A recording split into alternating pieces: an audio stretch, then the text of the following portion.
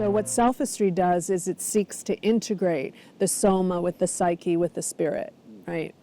And there's an opportunity to do that. It's quite a remarkable integrative somatic practice because it's so open and free, and yet there is structure.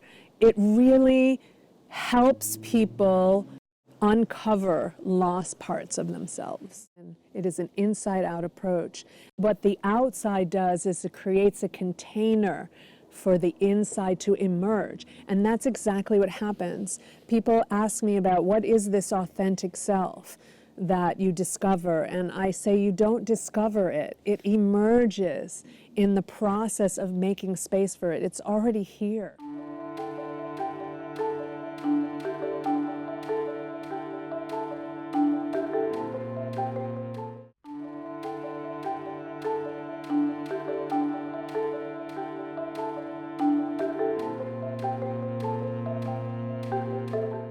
The three elements, or the three realms that are the foundation of Selfistry are: one, our human realm, which includes our physical, emotional, psychological, and even spiritual way of life, which extends out to our relationships, our work, and our service in the world. The second realm is divinity, or the mystery, or the void, or our essence, by whatever name. So whatever divinity is to you, that's the realm that we work with and explore in Selfistry as the second realm. And the third realm is what I call the witness, or self-awareness. And that is our capacity to actually be aware of ourselves and of our surroundings. This capacity to step back and observe ourselves, to witness ourselves without dissociating, is a huge developmental and potentially evolutionary leap in human beingness. It's quite profound.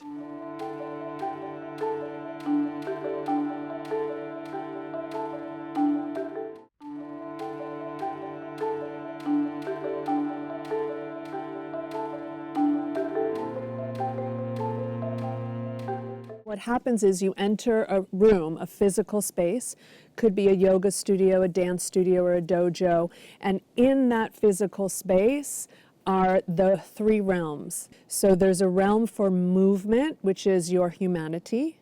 There's a realm for stillness, which is your divinity. And then the periphery of the room is always the witness space, where we have the opportunity to step back and differentiate and witness both our human self and our divine self, if you will. And what we do is we take our body, our nervous system, not just our cognitive understanding, we take our body into those three realms and explore. I intentionally try to keep it simple, but keep the realms distinct, because that quality of self-discovery I see in the work that I've done in my own being is essential. We have a tendency to want to be told what to do or how to be. And what Selfistry does is it gives us the opportunity in a safe environment to inquire and to discover.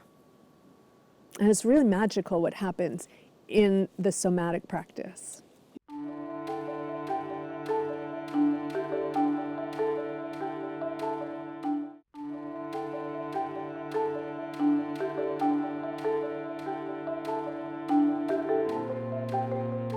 The answer is both.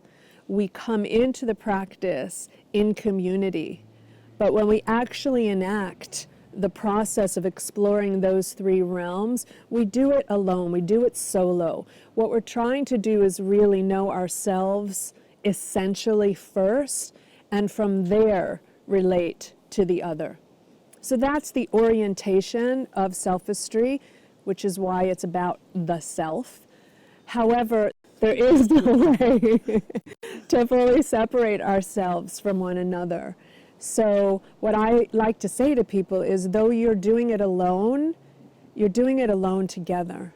And the relating happens in the practice and in the community from a much more authentic and sovereign place.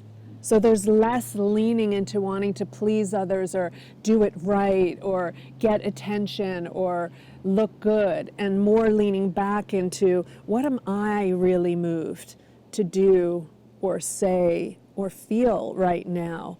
And I have full permission to experience myself and see what's there.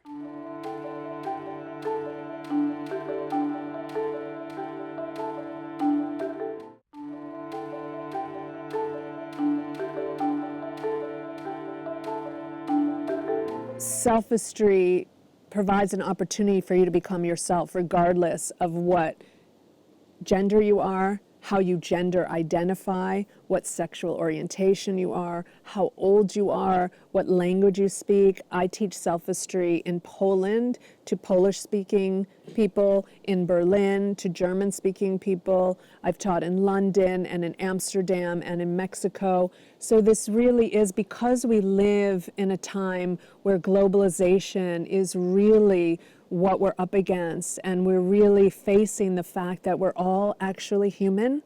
And so what Selfistry does is it provides a community where we can all sustain our diversity and yet be intimately connected and supportive to one another.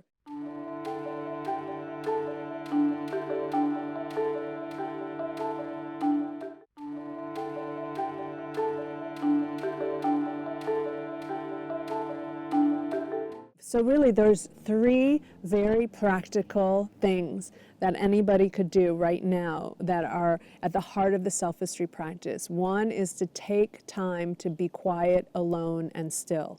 Could be 2 minutes a day. Don't tell me you don't have 2 minutes. The second thing you can do is to take the opportunity to stop and observe. So you're about to behave in a certain way, snap at your kid, eat another cookie, turn on the television, to just stop and observe them. It doesn't mean that you have to stop doing the behavior. A lot of times people can't stop right away.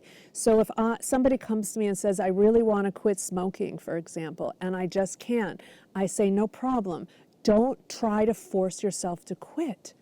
That doesn't work. What I invite you to do is slow down your smoking and watch yourself. Be with yourself as you're smoking and notice what it feels like. So that's a second very practical thing. And the third practical thing is what I call try new moves, which is when we start to become aware of some of our habitual patterns, what I invite people to do is just try a new one. So for example, you have a habit of walking into the grocery store, going to a specific aisle and buying a certain kind of cereal. That's your habit. What I invite people to do is slow down, walk to a different aisle, and get a different kind of cereal, and see what happens.